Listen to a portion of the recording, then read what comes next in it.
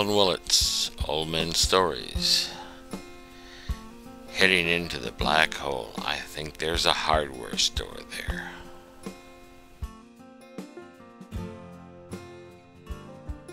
Oh! Take 3! Okay. Yes. This is the first time that you and I have had a talk in a quiet spot. I know, and it's disconcerting. It is, isn't it? It's yes. like, used to all the noises. I feel like I should run around in the background and go,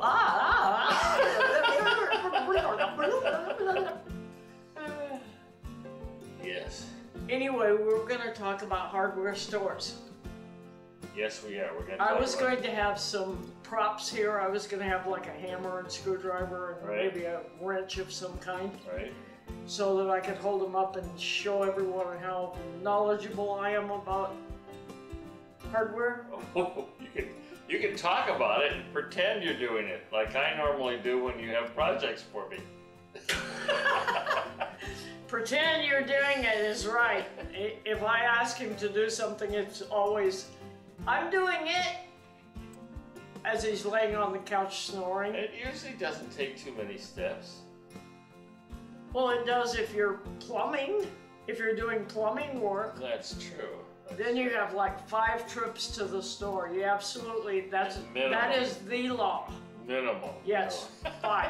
And if you do it in less time than that, you think something is wrong. You forgot something. You missed something. Something didn't go right. You're waiting for things to explode. Yeah. No, I'm not. Yes, I absolutely love taking you to hardware stores. Oh, my favorite is. Oh yes. Actually, one of my favorites is True Value, which is right down the road from us here. That's Robin and Carla run it. They've run it for years, and before that, I believe it was Robin's dad. Dad, yes, but the new place has always been. But when Robin's dad had it, it was just a little country store kind of thing.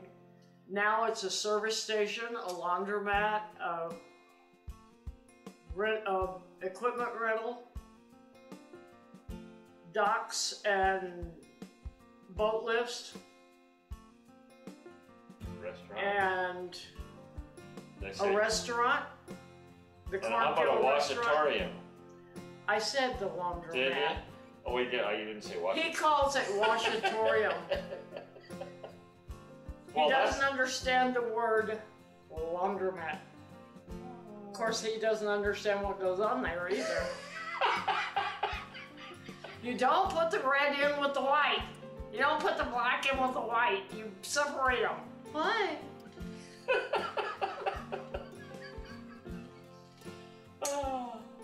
However, I also like Orchard. I'm just. yes. I love Orchard Supply. That is my favorite. It's almost like going into a fairy tale or a wonderland. You walk in and you wonder what all that stuff is, and you wonder what it's for, and you wonder how many people would need to use that they would stock it in the first place, especially if you don't know what it's for. But it's a wonderful place. They also have a nursery attached, which is cool.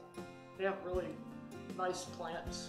Oh, it's cool. Yes, it is. It's in Fremont, California. Well, yes. It's all over California, but the one that I'm referencing is in Fremont. Right. Where we live in the winter. But Lakeland is super special. Yes, it is. You know, a couple of years ago, I thought my life was this complex process. I didn't know how I could handle it all. We came out to the lake. I went over to Lakeland. Robin and Carla, I looked at all this stuff. You heard it all. They do about 15, 20 different things. And he talks to me about rentals, and he talks to me about docks. And then he weighs the game in that come in. He's sort of semi-game warden, and he does all this stuff. And I said, I also had to go down there to get the license for the beach groomer. That's right. He does fishing From the- licenses. yeah. Yep. And he does licensing. Oh, geez, just super everything. Yes. And you look at it, and it's a wonderful yeah. place. And I said to Robin, I said, how do you handle all this complex? He says, what complexity? I get it. Complexity is in the mind. Is in the mind. And yes. he just handles it all like it's every day. And that is. Well, he grew it. He and Carla grew it. They grew it, but it's like it's my inspiration when I think all of the life things are getting too complex. I go back and I think, it's not Lakeland. It's not Lakeland. It's simple. It's not Lakeland. So that's what we're doing. We're hardware people. We are. Yes, not we are. Were. Not we're. We are. That's my teacher popping out there. Just don't pay any attention to her. I go into Orchard and I always find this, I walk with you until I walk by the lawn furniture. That's right. Any store we go into, if it has a seating area, I don't care what it is, it can be the most interesting store on the planet. If it has a seating area, that's where you'll find Roland. He doesn't like to wander around and find out what's going on. Yes, I do. I watch you, and yes, it's interesting watching. What the heck is going on? Yeah, I wonder what's. And I'm always helpful. It's like people will ask me for stuff, and I always know where something is. They'll say, "Do you know where the saws are?" I said, "Well, the pliers are over there." So I always know where something is. Look up and see the sign. Paint's that way. Pharmacy is over there. We're referencing Walmart. Walmart, yes. Yeah, that's got a hard. Which is one of our favorite But I places. think we're going to handle that with department stores, I think. Hardware stores. I think we got department stores somewhere in our list. Maybe 2 years from now we might do department stores. Okay, I'm going to pass on that one. Well, no. I'm having difficulty with my favorite, which is hardware stores. You don't seem to be having a tough time to me. Well, I haven't shut up. You're right.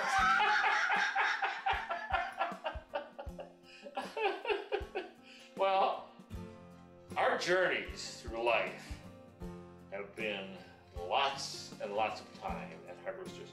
We used to have like a Warner Hardware when we were growing up. It was on the corner. And they would fix my bike. I'd bring my bike in when it was broken. I'll bet you if you took your bike over to Lakeland True Value that they'd fix your bike too. I bet they could fix my bike too. But I loved them at Warner when I was growing up, and I'd say, "How much is that?" "Oh, that'd be a penny."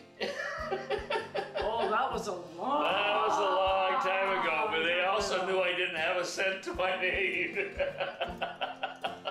Well, that was a different time. When I was growing up in Causey, New Mexico, my uncle owned the local hardware store, and it was actually a hardware store in a town of what, 20 people? At least. And we used to go over there and listen to the guys, the old men sitting around whittling. They'd sit around the potbelly stove and whittle and tell stories. I learned so much about hunting. I learned so much about families. I learned a lot just sneaking around listening. And it was really cool because the way the store was laid out, you could hide behind the aisle divider where they kept the stuff. You know what I'm talking about. And you could find out all kinds of good stuff that they might not have said if they could see you.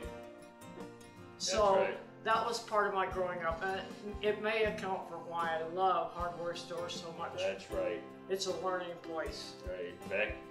I've learned that I don't know what a lot of things are. Back in the store listening. Yeah.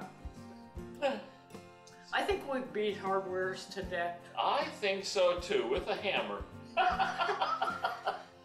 Okay, I'm not gonna go with the screwdriver because that's That's, you know where that would go. Yes. Okay, so go ahead. Say goodbye, Teri. Terry? Teri! Oh no! Ah, yes! I'm not saying goodbye. I'll say good night, Terry. Good night. Teri. Thank you. Old Men Stories returning home with all the tools to fix our world from a hardware store.